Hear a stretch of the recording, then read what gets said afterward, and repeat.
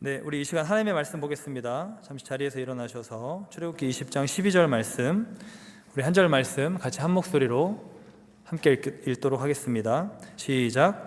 내 부모를 공경하라. 그리하면 내 하나님 여호와가 내게 준 땅에서 내 생명이 길리라. 아멘, 아멘. 하나님의 말씀입니다.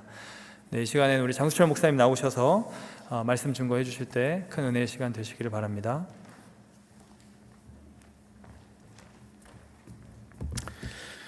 여러분 반갑습니다. 네, 오늘 제가 여러분을 저희 홈그라운드에 초청한 것 같아서 너무 기분이 좋습니다. 맨날 어웨이 원정을 간 기분이었는데 오늘은 제가 여기 1, 2, 3부까지 설교하고 이제 4부까지 이곳에서 해서 너무 좋은데 여러분 야구 좋아하세요? 선수 중에 누굴 제일 좋아하십니까? 오타니. 역시 오타쿠구만. 네, 오타니는 하나 습성이 있대요. 체육관에 그 그라운드에 나가서 루틴이 하나가 있는데 뭔지 아세요?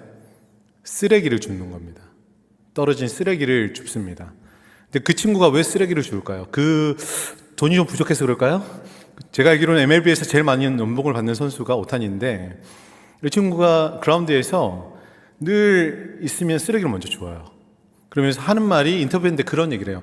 나는 지금 쓰레기를 줍고 있는 게 아니라 다른 사람이 흘린 운을 줍고 있다. 행운을 줍고 있다. 라고 하면서 그 쓰레기를 늘 줍는다고 얘기합니다. 그러니까 생각의 전환이죠. 우리가 봤을 때는 그냥 쓰레기예요. 근데 그 쓰레기를 주면서 어떤 생각을 하냐면 내가 그 사람이 흘린 운이라고 생각하고 줍는다는 것은 결국 그걸 줍게 되면 환경이 깨끗해지겠죠. 주변의 환경이. 그 환경의 기운을 자기가 받는다라고 이제 생각하는 것입니다. 저는 이제 생각의 전환이라고 하는데 그런 생각의 전환을 오타니의 삶에서 많은 것들을 해왔어요. 그러면서 지금의 어떤 성공의 자리까지 있는데 저는 그래서 오타니처럼 쓰레기를 주라고 얘기하고 싶은 게 아니라 오늘에 처음 들어갈 때 뭘 얘기하고 싶으면 생각의 전환이에요. 어떤 생각의 전환이냐면 여러분은 여러분의 삶이 형통하게 되고 오타니처럼 잘 되고 싶은 마음이 분명히 있을 겁니다. 여러분의 분야에서 최고가 되고 싶고 성공하고 싶고 잘 되고 싶은 마음이 있을 거예요. 그렇죠? 저만 그런 거 아니죠? 네, 저는 이미 잘 됐기 때문에 상관없어요. 더 못해도 저는 이걸로 충분합니다. 네, 우리 목사님들과 함께 사역하는 그것만으로 충분해요. 여러분 섬기는 것만으로 충분한데 아마 여러분은 아직 젊기 때문에 더 많은 곳에 올라가서 더 많은 어떤 경력들, 더 많은 혹은 부와 명예와 여러 가지 것들을 얻기를 원하는 어떤 그런 마음들이 있을 것 같아요. 어떻게 하면 그것을 얻을 수 있을까? 많은 세상적인 자기 개발서나 이런 것들은 얘기를 합니다. 너 스펙을 더 쌓아라. 그리고 너의 그 전문 분야의 전문가가 되기 위해서 더 많은 시간, 100만 시간의 법칙, 1만 시간의 법칙, 하여튼 시간의 법칙 때려 부어. 그래야지 성공해. 그리고 아침형 인간처럼 개같이 일어나가지고 열심히 운동해. 이렇게 얘기를 합니다. 틀린 말은 아니죠.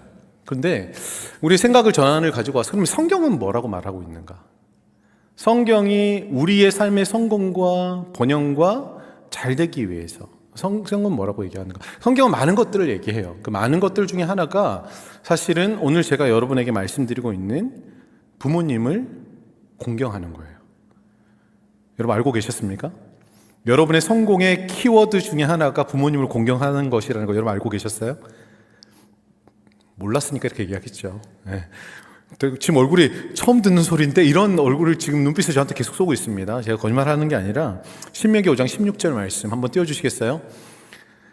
아주 서론을 다 뛰어넘고 지금 여기 왔어요. 1, 2, 3부랑 완전 다르게 지금 얘기하고 있습니다. 우리 방송팀이 힘들 수 있는데 네. 한번 읽어볼게요. 시작. 명령한 대로 내 부모를 공경하라. 그리하면 내 하나님 여호와가 내게 준 땅에서 내 생명이 길고 복을 누리리라. 여러분 하나님이 성경의 말씀을 통해서 뭐라고 얘기하세요? 너희가 이 땅에서 장수하고 오래 살고 그리고 복을 누리고 싶다면 이 복이라는 것은 형통이라는 말로 이제 다른 성경에는 번역되어 있는데 네가 네 인생의 형통과 복을 누리고 싶다면 어떻게 하라고요? 어떻게 하라고? 내 부모를 공경하라. 내 부모를 공경하라.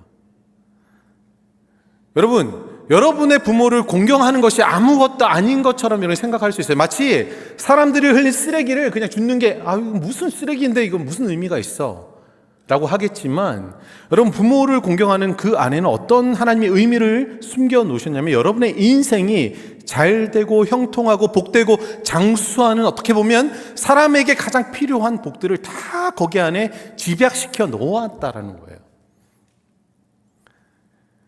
여러분이 왜 부모를 공경해야 되는지 알겠죠? 성공하고 싶으세요? 성공 안 하고 싶은가 봐? 성공하고 싶으세요? 그럼 어떻게 해야 돼요? 부모를 공경하면 돼. 진짜야. 네. 성경은 분명히 말씀하세요. 내 부모를 공경하면 내가 장수하고 내 길이 형통하게 되고 내가 복받을 것이다 라고 얘기해요. 왜 이렇게 말하는가? 그러면 정말 우리가 그걸 원한다면 부모님을 공경해야 되잖아요. 그렇죠? 그럼 어떻게 하면 부모님을 공경할 수 있을까? 첫 번째는요, 부모님 존재 자체에 감사하시면 됩니다. 자, 우리 옆에 분에게 쓰여있는 워딩 그대로 옆 사람에게 얘기하세요. 자, 1번. 자, 옆 사람에게 얘기하세요. 부모님의 존재 자체에 감사하세요. 자, 반대편 사람 보고 다시 한 번 더. 부모님의 존재에 감사하세요. 네. 여러분, 여기 보면 우리가 다른 말씀, 에베소서 6장 2절 말씀, 어떻게 보면 동일한 명령을 가지고 있는 말씀이 있는데요. 에베소 6장 2절에는 내 아버지와 어머니를 공경하라. 이것이 약속에 있는 첫째 계명이니라 라고 말씀하세요. 여러분, 10계명은 몇 개의 계명이 있습니까?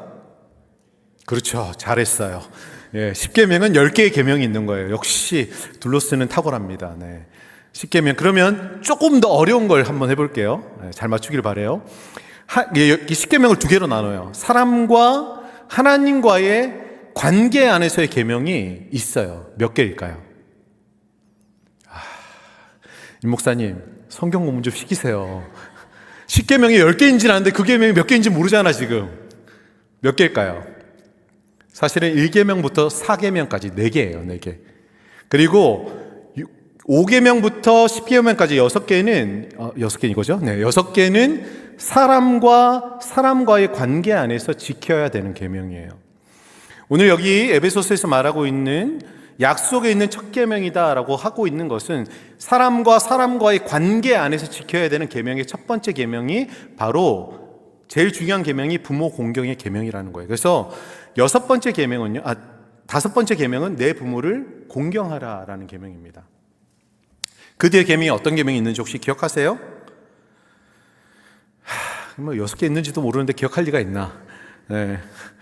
살인하지 말라, 간음하지 말라, 도둑질하지 말라, 이웃에게 거짓 증거하지 말라, 그리고 내 이웃의 집을 탐내지 말라.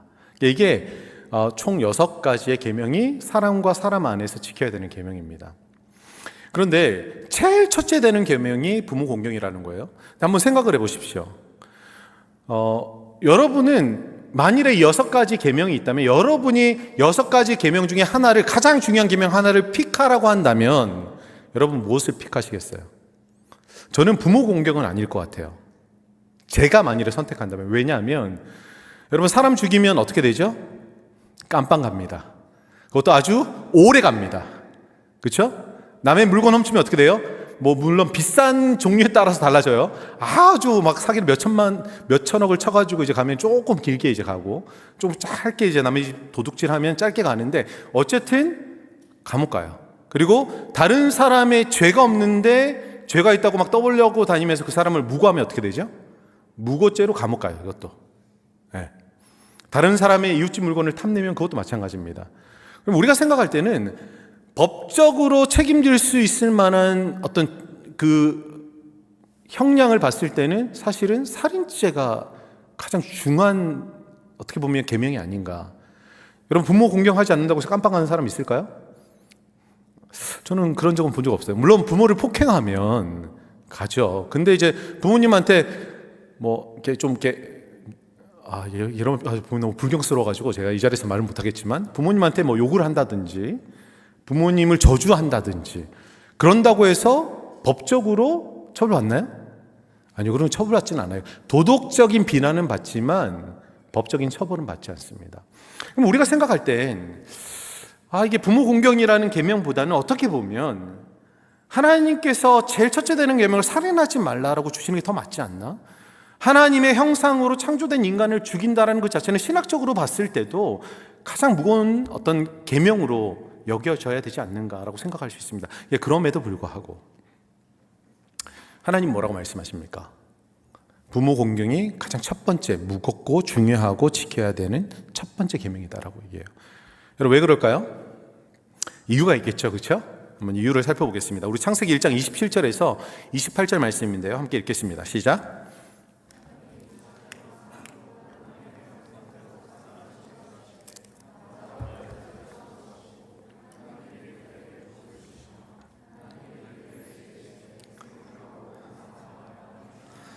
자, 하나님이 남자와 여자를 창조하셨다는 말은 아버지와 어머니를 두셨다는 말이에요. 그리고 가장 먼저 하나님께서 주신 명령이 무엇입니까? 생육하고 번성하고 땅에 충만하라 라는 말입니다. 이 말은 하나님이 창조로 우리에게 주신 이 생명을 어떻게 하라고요? 생명을 배가시켜 나가라. 이 생명을 전하라. 생명을 나누라 라는 것입니다. 그래서 여러분, 하나님께서 부모를 공경하라는 것을 인간관계에서 가장 첫 번째 되는 계명으로 삼으신 것은요, 하나님이 생명의 근원이자 주관자가 되시고 부모는 주관자 되시는 하나님의 뜻을 따라서 전하는 자가 되기 때문이에요. 무슨 말인지 알겠어요? 하나님이 생명을 우리 가운데 창조하셨지만 그 생명을 아버지, 부모라는 존재를 통해서 사람들에게 이어갈 수 있는 전달자가 되게 하셨다라는 거예요. 그래서 부모라는 말씀, 에베소서 6장 1절에 부모라는 말씀이 있는데 왜 자막이 안 나올까요? 네. 정신 차리세요, 방송씨. 네. 부모라는 말은 헬라어 원어는 고뉴스라고 하는데요. 고뉴스라고 하는데 이것은 존재를 가능하게 한 자입니다. 얘들 어디가 있는 거야 지금? 파란색 여기가 있을 텐데. 고뉴스, 존재를 가능하게 한 자. 여기서 자, 손 들어 보겠습니다. 나는 부모 없이 혼자 태어난 사람인 사람.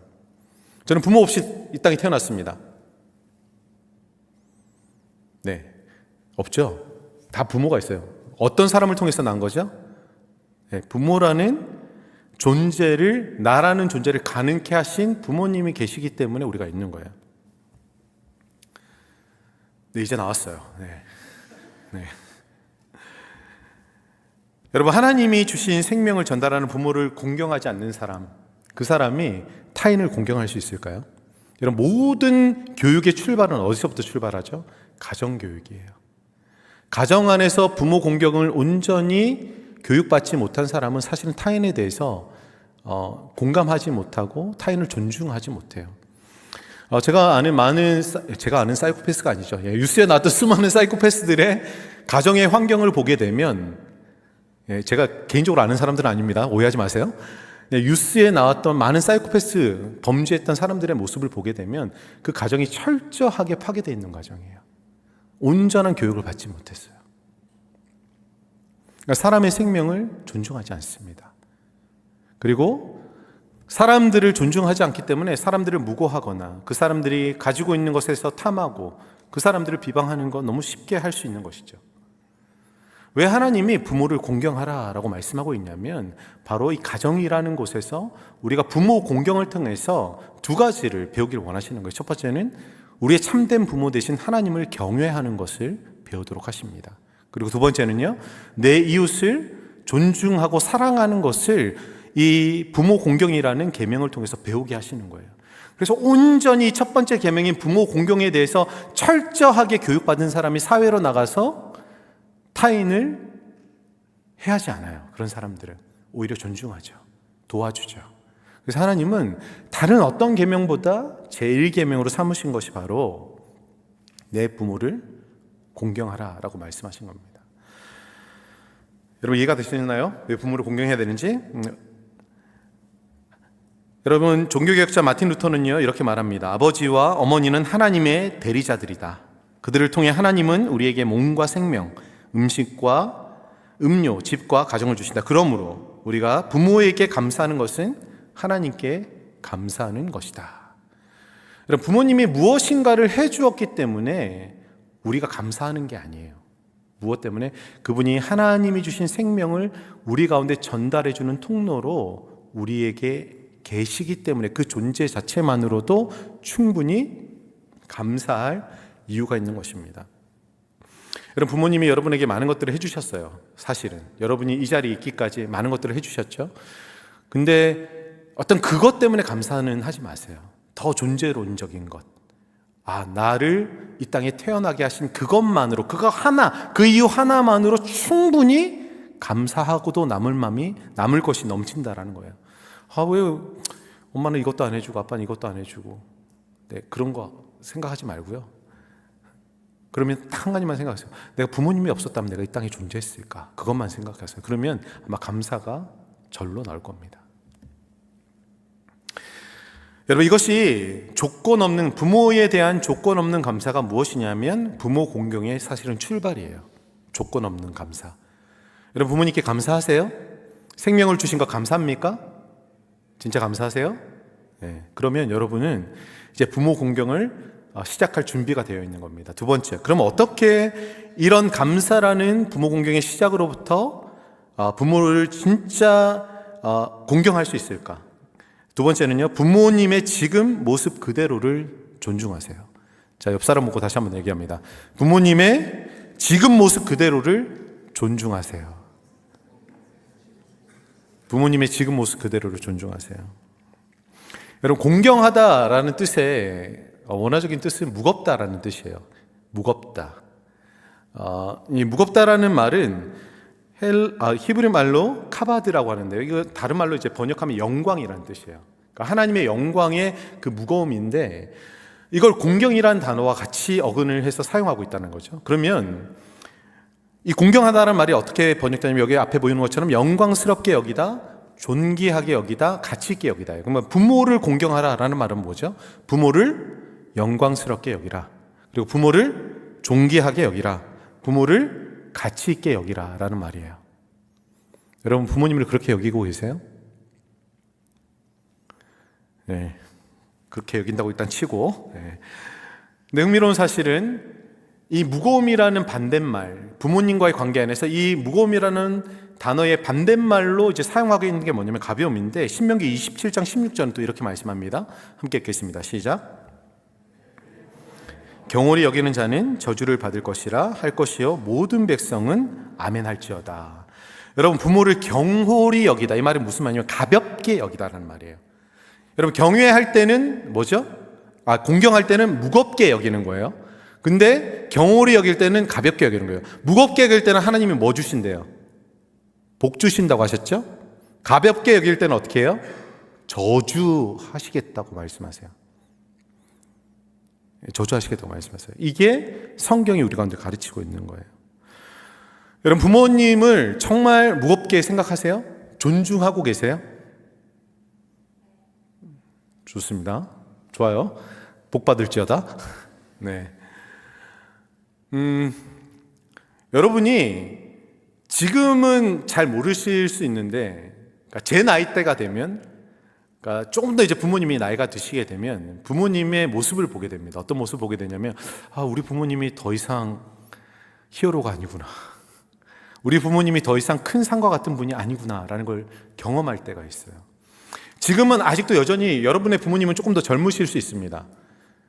사실은 이번 주에 제 딸이 졸업을 해요. 대학을. 네. 네, 대학을 졸업한 게, 그러니까 여러분 부모 세대가 사실은 저랑 비슷한 나이일 수 있어요. 그래서 제가 참, 이 말하고도 민망하네요. 네. 제가 이렇게 늙었습니다. 네. 네. 제가 왜 이 얘기를 하냐면, 여러분의 부모님은 저랑 비슷한 연배라면 아직은 잘 못 느낄 수 있단 말이에요. 저는 아직도 쌩쌩하죠. 예. 제가 아마 여기 달리기 하면 여러분보다 느리진 않을 겁니다. 마라톤을 하게 되면. 예. 이게 어떤 분은 저보다 빠를 수 있겠죠. 근데 여기에 제가 한 3분의 2 정도 이겨 먹을 수 있어요. 하프 마라톤을 뛰면. 예. 아직 쌩쌩해요. 그런데 여러분이 한 10년, 20년 후에 여러분의 부모님의 모습을 보게 되면 여러분 어떤 마음을 느끼게 되냐면 측은지심을 느끼게 돼요. 그러니까 제가 작년에, 5년 전에 한국을 나갔어요. 한국을 나갔는데 저희 아버지가 저보다 덩치가 더 커요. 키도 크시고.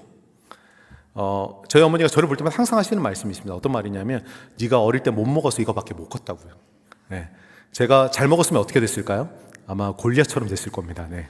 모르긴 몰라도 서장훈 정도는 제가 거뜬하게 뛰어넘었을 텐데, 근데 그렇게 5년 전에 아버님을 뵀는데, 저희 아버지를 뵀는데 저보다 키가 작아지신 거예요.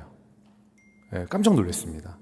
그러니까 이제 조금 연세가 70이 넘어가 80이 다 돼 가시니까 허리가 살짝 이제 굽으시고 다리가 불편하시니까 지팡이를 지시면서 어느새 저보다 키가 조금 작아지신 아버지의 모습을 보게 된 거예요.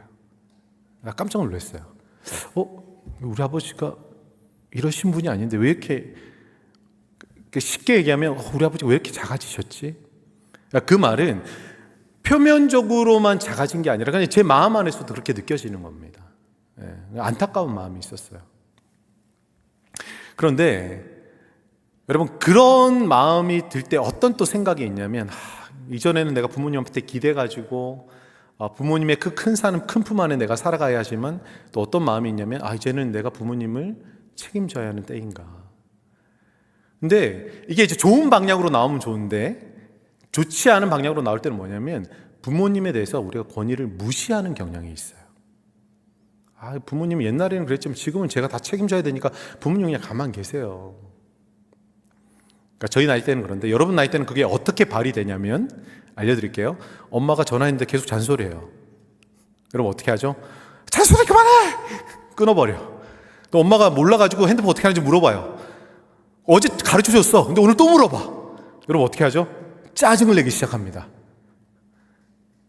여러분 분명히 그러고 있어요. 네. 어머니 아버지 잘 기억 못해. 기억 못해가지고 어제 한 얘기 오늘 또 하면 왜 자꾸 똑같은 얘기 또 하냐고. 지금 저희 집에서 일어나고 있는 일을 얘기하고 있는 거예요.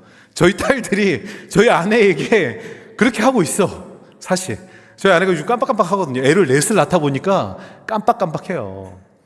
그리고 저희 아내는 기계랑 친하지 않습니다. 그나마 저는 이제 기계를 잘 다루는 편인데 아내가 기계를 잘 못 다뤄요. 애들한테 물어보면 애들이 막 가르쳐 주다가 면박을 줄 때가 있습니다. 제가 그거 보면서 그렇게 하지 말라고 얘기를 하는데, 사실은 그런 모습 자체가 부모님을 이제 공경하지 않는 태도일 수 있어요.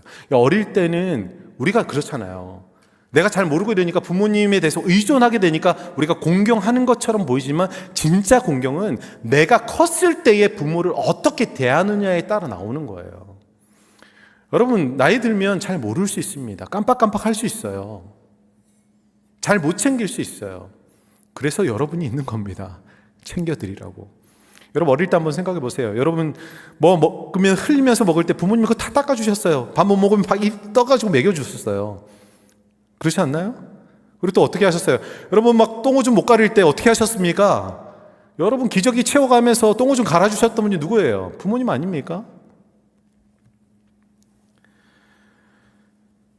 여러분 그게 우리의 과거의 모습이었어요. 부모님이 그걸 우리가 다 케어해주셨어요. 근데 어느 순간은 그것이 바뀌는 날이 와요. 여러분 지금은 못 느끼시겠지만 제 나이 또래가 되면 그걸 느끼게 돼요. 우리 부모님이 더 이상 이전에 내가 알던 그 모습, 그 강건하신 부모님의 모습이 아니구나. 근데 그때의 진정한 공경의 모습이 나오는 거예요. 그 모습 그대로를 내가 인정하고 용납하고 존중할 수 있을 때, 그것이 성경이 말하는 공경이에요. 여러분 지금 조금씩 그걸 경험하고 있을 겁니다. 예. 부모님이 이제 40대가 되고 50대가 되면 부모님이 이전과는 다른 모습으로 보여질 수 있어요. 제가 여러분에게 부탁드리겠습니다. 그런 부모님을 있는 그대로 받아들이세요. 그리고 존중해 드리세요. 좀 더 부드럽게 가르쳐 드리고 자꾸 물어도 똑같이 대답해 드리세요. 그게 공경이에요. 여러분 이해하시겠습니까? 공경이 무엇인지? 이해 못했나 보네. 이해하셨습니까? 네. 제가 좋아하는 노래 중에 가족사진이라는 노래가 있습니다. SG 워너비 아세요?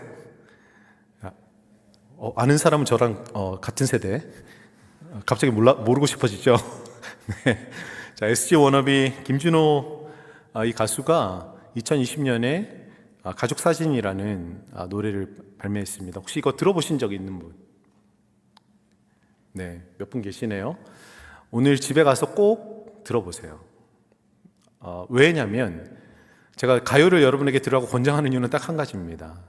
이것이 부모님에 대한 사랑에 대해서, 부모님의 희생건신에 대해서 마음 깊이 느낄 수 있는 노래이기 때문입니다. 저는 사실 이 노래를 들을 때마다 눈물을 흘립니다. 오늘 예배 때도 눈물을 흘리지 않겠노라 했지만 1, 2부 때는 또 이 가사를 읽는데 제가 말을 잊지 못했습니다. 물론 3부 때는 그래도 꿋꿋하게 잘 했는데요. 여러분, 가사가 이래요. 어떤 가사냐면, 내 젊음 어느새 기울어 갈 때쯤 그제야 보이는 당신의 날들이, 가족 사진 속에 미소 띈 젊은 우리 엄마, 꽃피던 시절은 나에게 다시 돌아와서 나를 꽃피우기 위해 걸음이 되어버렸던 그 흘린 그 시간들을 내가 깨끗이 모아서 당신의 웃음꽃 피우길, 피우길, 피우길, 피우길. 여러분, 부모님의 희생건신을 무엇에 비유하고 있습니까? 걸음에 비유하고 있어요. 걸음. 자신을 갈아 넣은 걸음에 비유하고 있습니다. 여러분, 여러분의 인생이 이렇게 꽃 피울 수 있는 이유는 부모님의 어릴 때부터 여러분을 돌봐오셨던 희생과 헌신의 사랑이 있었기 때문이에요. 여러분은 여전히 그 사랑과 그 사랑의 희생과 헌신을 잘 모를 수 있습니다. 그런데 저는 내 아이를 낳고 키우면서 이 노래가 더 제 마음 안에 절절히 자리 잡았어요. 아이들을 키우면서 제가 느끼는 어떤 어려움들, 힘듦. 근데 이걸 어떻게 부모님들은 다 감당하셨을까? 여러분, 우리가 철이 없을 땐 그 사실을 모르지만 결혼을 하고 자식이 생기고 부모가 되면 우리는 부모님의 시간을 되돌아보게 됩니다. 우리를 위해 걸음이 되어주셨던 부모님의 그 시간을 보상해 드리는 것은요, 늙고 지친 인생의 노년기에 아버지, 어머니를 있는 모습 그대로 인정하고 존중하는 것이에요. 그렇게 그 모습 그대로 존중하고 사랑할 때 중년에 그리고 노년의 부모님들의 얼굴에 사실은 웃음꽃이 필 수 있습니다. 안 그래도 인생 힘든데 자녀들, 자식들이 자신을 무시하고 존중하지 않으면 얼마나 마음이 더 힘드시겠어요.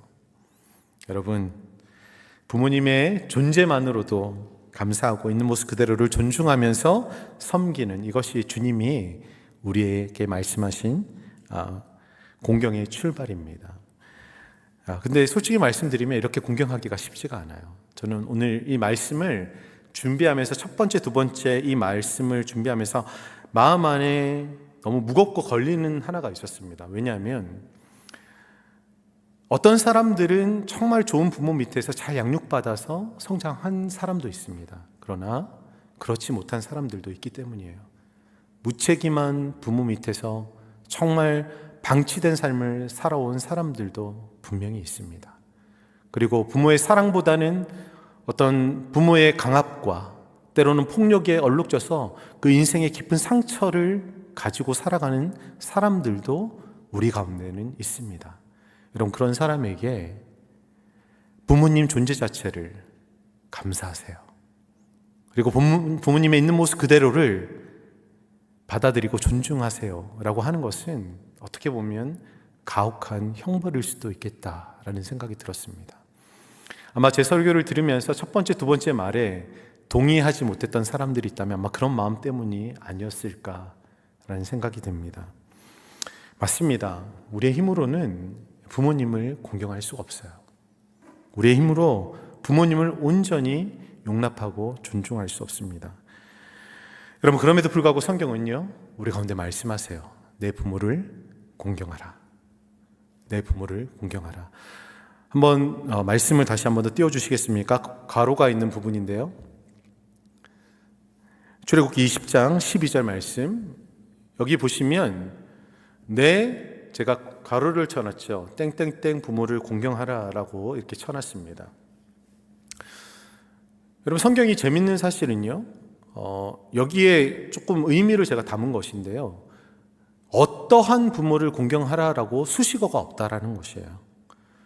너를 인격적으로 양육해준 부모를 공경하라라고 성경은 말하지 않습니다. 너에게 경제적으로 물질적으로 지원을 아끼지 않는 부모를 공경하라라고 말하지 않아요. 사랑을 듬뿍 준 부모를 공경하라라고 말씀하지 않습니다. 때로는 나에게 깊은 상처를 준 부모, 신앙이 없거나 반대하는 부모, 이미 관계가 깨어져 버린 부모일지라도 성경은 공경의 대상이라고 말씀하고 있는 것이에요. 여러분, 어떻게 이것이 가능할까요? 이 빈자리에 무엇이 채워져야지만이 정말 그렇게 용납하기 힘들고 존중하기 힘들고 감사하기 힘든 그 부모까지도 우리가 품고 나갈 수 있을까요? 어떻게 하면? 그 대답은 에베소서 6장 1절의 말씀에 똑같은 어떤 부모 공경에 대한 말씀에 대해서 이렇게 말씀하십니다. 함께 읽겠습니다. 시작. 자녀들아, 주 안에서 너희 부모에게 순종하라. 이것이 옳으니라. 여러분, 어떻게 해요? 누구 안에서? 주 안에서. 나는 못하니까 주 안에서 하라는 것이에요. 주님 안에서.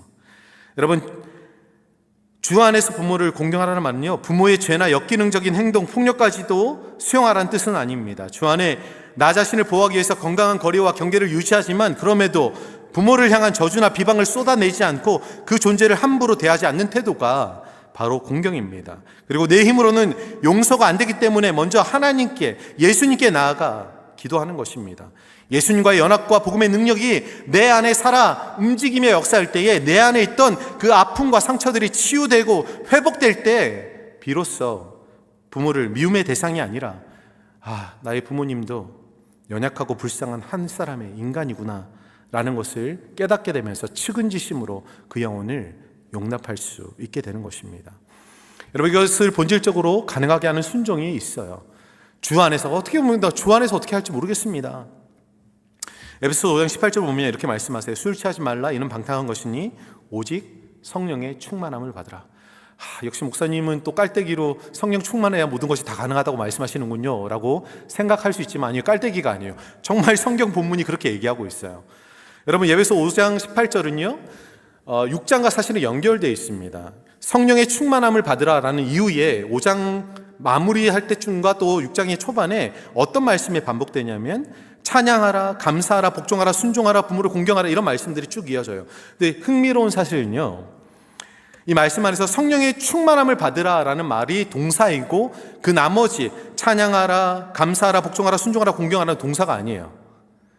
동사가 아니라 분사라고 하는데 이걸 헬라 문법적으로는 동사가 이루어졌을 때의 그 부수적으로 나오는 행위들을 말하는 거예요.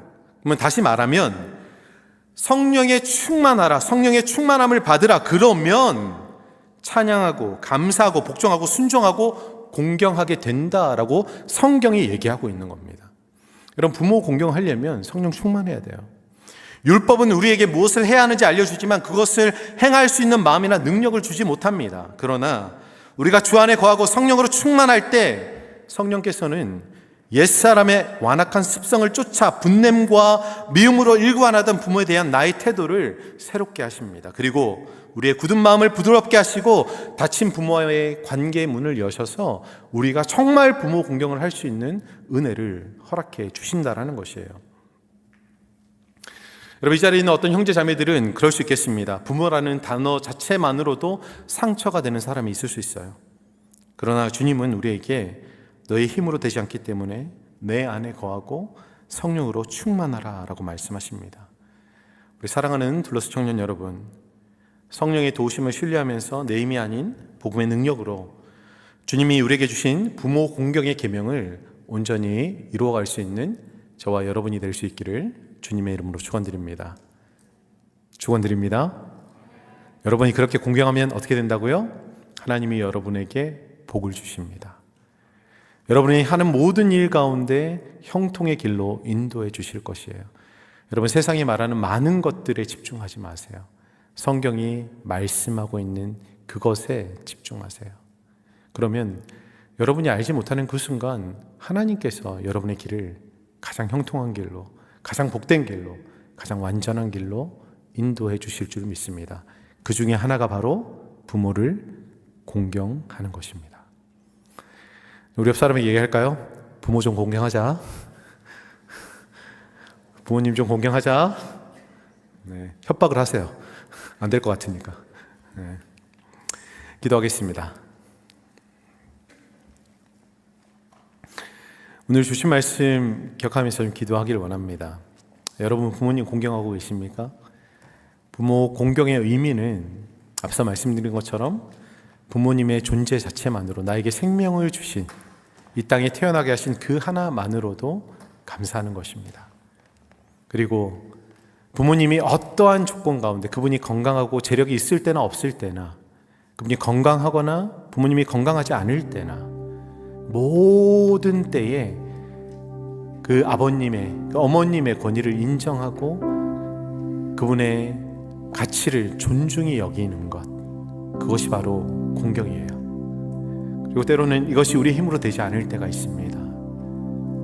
우리의 힘으로 되지 않을 때는 오늘 성경이 말하고 있는 것처럼 주 안에서 성령을 의지하여서 그 공경의 자리까지 나가야 돼요. 그렇게 할 때 주님은 우리를 복되게 하시고 우리를 충만한 은혜의 자리 가운데로 인도하신다 약속하십니다. 여러분 좀 잠잠히 묵상하면서 여러분과 여러분의 부모님과의 관계 안에서 나는 어떻게 감사하고 있는지, 나는 어떻게 부모님을 공경하고 있는지, 나는 어떻게 부모님을 용납하고 있는지를 좀 살펴보면서 혹시 하나님이 여러분에게 개인적으로 부모님과의 관계 안에서 말씀하시는 것들이 있다면 그 말씀을 붙들고 기도하고, 또 예배가 끝난 그 이후에 하나님이 행하라 하시는 것들이 있다면, 성령이 행하라 하시는 것들이 있다면 그것 앞에 순종할 수 있기를 바랍니다.